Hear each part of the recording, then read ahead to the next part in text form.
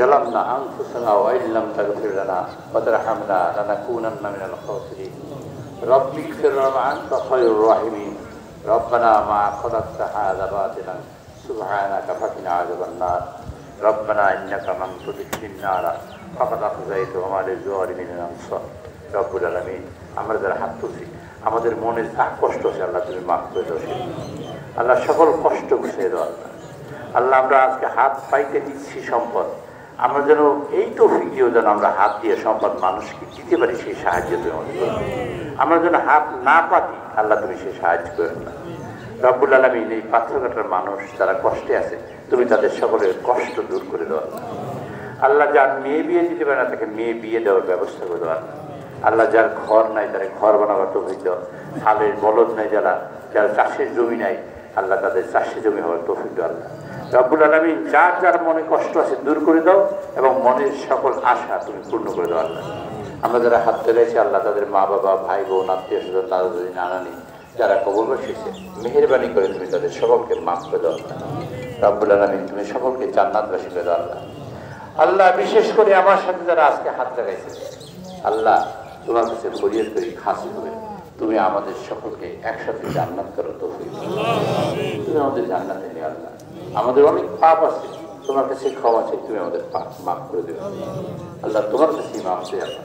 রব্বুল আলামিন আমার মা বাবাকে তুমি মাফ করে দিও আমার দাদা দাদি নানানি আত্মীয় স্বজন যারা শুনছে সকলকে তুমি মাফ করে দাও আল্লাহ সকলকে তুমি জান্নাত বেশি আল্লাহ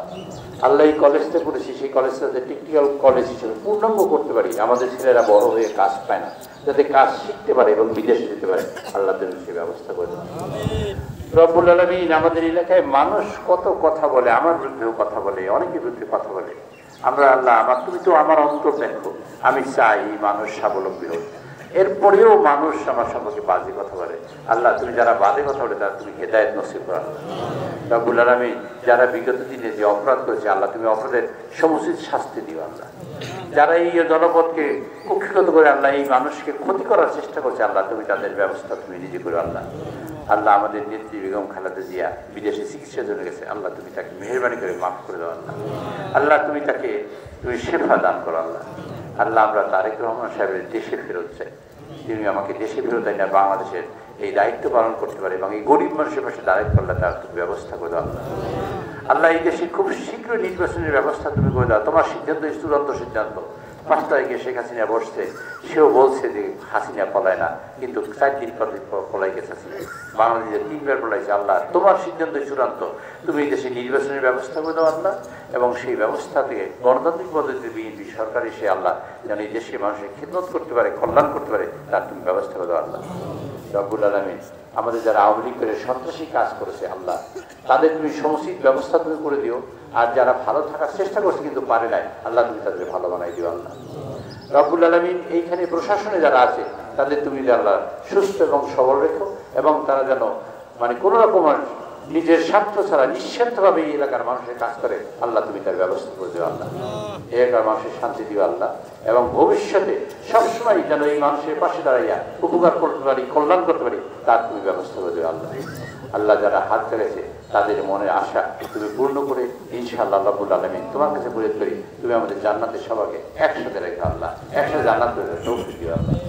সুবহানা রাব্বিকা রাব্বিল ইজ্জাতি আম্মা ইয়াসিফুন ওয়া সালামুন আলাল মুরসালিন আলহামদুলিল্লাহি রাব্বিল আলামিন